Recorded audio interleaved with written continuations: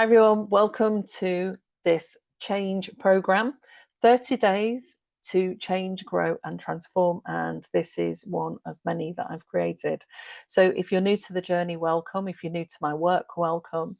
If you're not and you're staying and you're giving it a go, that's brilliant. And it'd be great to get some feedback as to how you manage the topics, what you thought about them, and what you discovered when you started to do the journal prompts or apply any of the techniques that we're having on this journey around spiritual awakening and developing your own personal power journey. So what are we looking at today? Let's have a... So do you get bored? Do you get bored a lot? Do you not know what to do? You don't know what lights you up? You think that boredom is something you should be doing something instead. So tune in, because I'm going to talk about this topic and why boredom and the power of routine, noticing what lights you up, is a great way of moving forward. So first of all, many people fear routine and boredom, believing it means that they're stuck and uninspired. But today's wisdom is this: routine is a sacred container. It's where the subconscious gets space to breathe and speak, and it's where ideas land. So think about the most magical times in your life. How many of those were born from stillness? So the Hermit card is related to this topic of boredom for this session. And it teaches us that silence is sacred. Is it boredom? And is boredom the enemy? It's a compass. If you feel bored, ask what is missing. What could make this moment feel more alive? So do you know, like often parents talk about their kids and they say, I'm bored. And we just say, oh, just find something to do. Just crayon, be creative, get your paints out, go and play football. But actually being bored is not wrong. And sometimes we need to admit that we need some rest and relaxation, and we can just lie there and look at the stars or listen to the trees as they sway in the wind. And sometimes out of those moments comes the most inspiring ideas and creativity, or the real urge, not the one that pushes you to do something, the real urge of, oh, I'm just going to text my friend. Oh, I think I'll write a paragraph on that bit of work I'm working. Oh, I think I'll get my book out. So if we think we're feeling uninspired or we're bored, it may be that we just have to trust that actually there's a whole lot more going on underneath. So you can start to track your energy throughout the day. And what that means is you can, let's see if I've got a spare bit of paper. I used to do this with the kids actually when I was working in the school. So your energy day to day shifts. So a good way to track it, and you can do this for say 7 days, and some of you will have tracks on your phone. So if we say +10 is feeling amazing and -10 is not feeling amazing at all, and at the beginning of the day, say we say it's 6 p.m. or 6 a.m. I mean. Okay, so I've got 6 a.m. and that is just one day. Okay, and so what I get the kids to do, say, all the adults, you might say, when you woke up this morning, like the moment you open your eyes, how are you feeling? +10, -10. So you might say, I might say today I felt a 5. Okay, so then I put on there, wake up. And then I go and have a bath and do some yoga, and I've moved to an 8 because I like that. I like the stillness. Okay, so that's now 7 and 8 o'clock. Then imagine that I'm driving to one of my previous jobs and there was lots of change going on and it wasn't that nice. And I get there for 9 o'clock and I start to feel a bit blur. So I might go back down to a 2. And then I go and have a meeting. It's really inspiring. They've decided to work on a new project. I like doing new projects. And I go back up to a 7. So as you can see on this, I'm putting the +10, -10 here. Let's see if you can see it properly. It's a bit fuzzy. I don't know why this keeps coming up fuzzy. So that's +10, -10. And now that says 6 a.m. when I woke up. That's the first activity there. And that's where I woke up and I thought, yeah, I feel great. So I've marked it at 5, did some yoga, and meditation, and I moved up and I felt great. Went to work, felt a bit blur, come back, went to a meeting, did a project, and I was really excited about it. So my energy went there. So if this was a young person that I'd worked with in the past, or a client, for example, who was currently in a toxic situation, they might wake up and they might already be a -2. So I'm going to do it there. And then there's an argument or a drama or something at home, and they feel really depressed again, and they're a -8. And now what I'm doing, and this is what I used to do with clients, this is -10. So now it's -8, now it's -9, is we go down in our mood.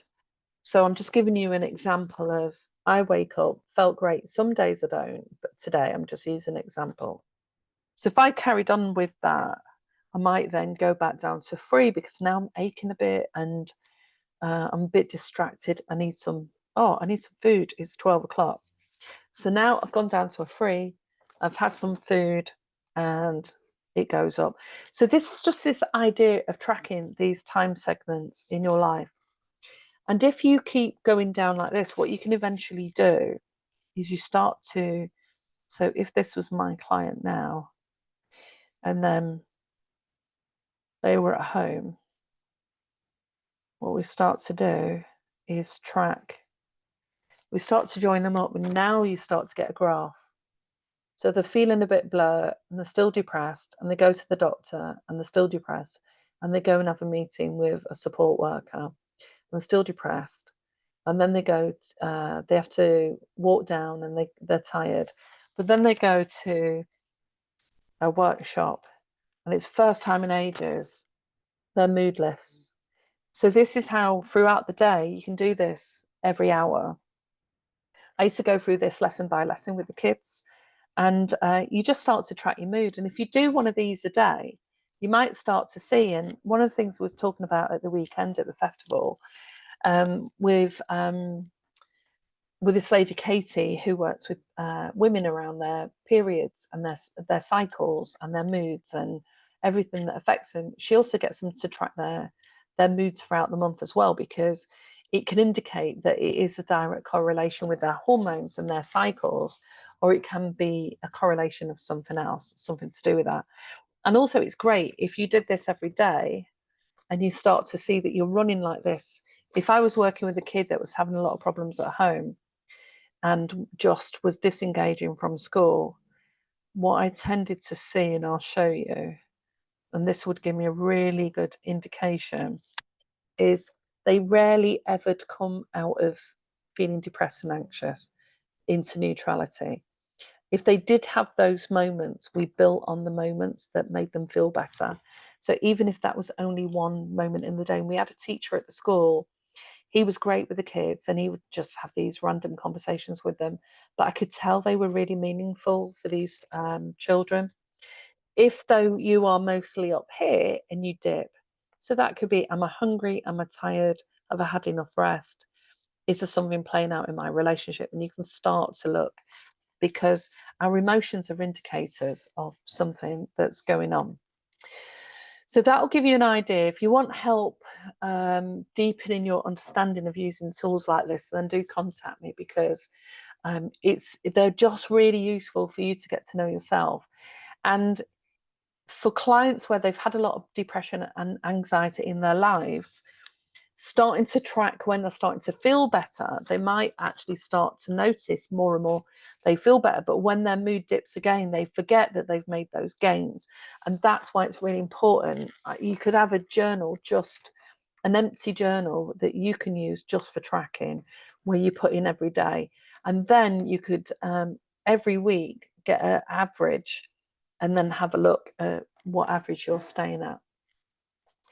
So many people do fear boredom and routine. And like I said, it leads them to think that maybe they're stuck or uninspired, or maybe, you've gone through some change and transition and found that really difficult, and that's had an impact on you.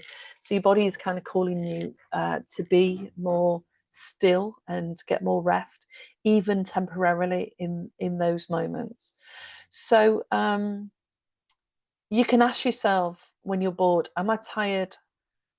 Do I just need to lay here until inspiration comes? And it will come. Trust the process. Or what would make the moment feel more alive? But if you're flat, neutral, anxious, depressed, and bored, then we need to also address the anxiety and depression. We need to address those moods. So, like I said, track those daily energy shifts and see also, is there anything that lifts you up and makes you feel more alive? So, like I said, when I get up and do yoga, for a long time after my car accident, I could feel really heavy. My mind was heavy. I had headaches. I was aching everywhere. But slowly I'd come out, I could say I felt like a -3 or 10 when it was probably pain all the time.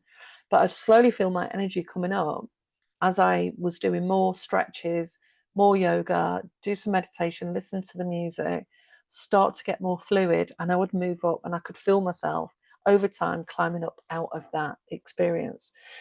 But sometimes when I was bored, I would go the opposite and try and fit loads of things in that I hadn't done. So it takes practice basically to gauge where you're at, what's going on, and how to make sense of that. And if you're not used to doing it, it's not always easy. So just try that energy mapping every day, every hour, 2 hours, 3 hours. Jot down what were you doing, how did you feel, and what was your energy level like. And then that gives you an indication: is it all internal, or are external things also having an impact on you? So the book recommended for this is The Power of Now by Eckhart Tolle. Learn how presence and stillness are portals to your personal truth. The song is Weightless by Marconi Union, scientifically shown to lower anxiety and bring you into a calm, open state. And at some stage, I'll do a video on the power of sound and some of the research that's come out about frequencies and how it influences us. But most people know that if you play a really upbeat tune that you love, you can make a shift. So sometimes it's just a case of doing something like that. But the whole premise of this video is that boredom's okay sometimes, and it might not even be boredom. It might be that you just need rest and you need to integrate, but your ego or your mind is fighting against it, because your mind's saying you're lazy, you should do something. And your ego is fighting with this new you that's developing that says, I don't have to rush around all the time. And the neuroscience shows us that the brain needs downtime to integrate any new learning. So boredom can lead to greater creativity and problem solving, according to a 2014 study in the Academy of Management Discoveries. Routine lowers decision fatigue, freeing cognitive bandwidth for inspiration. So that's the value of routine as well. So the journal prompts are: what parts of my day felt boring or repetitious? Can I find value in those moments? When was the last time I felt genuinely excited or curious? What was I doing? And how might I create more space in my routine for those alive moments? Okay, so let me know what you thought about that, whether or not you've started looking differently at how you frame being bored. Do you always feel like that? And is there actually something else going on underneath? Because sometimes it can be. And sometimes we can create a lot of distraction when actually we've got some feelings that we're experiencing that we don't like to feel. So it's a real balance between doing something, getting active, focusing on something, and letting go, surrendering. So if you listen to that book by Michael Singer, it's excellent. It really, I think, helps us make more sense of this kind of thing. So like and subscribe to my page. I look forward to hearing more from you. If you want a Kickstarter session, then contact me. There's a link below where you can directly book that, or you can email me, ask some questions, or find out more about other things that I've got going on.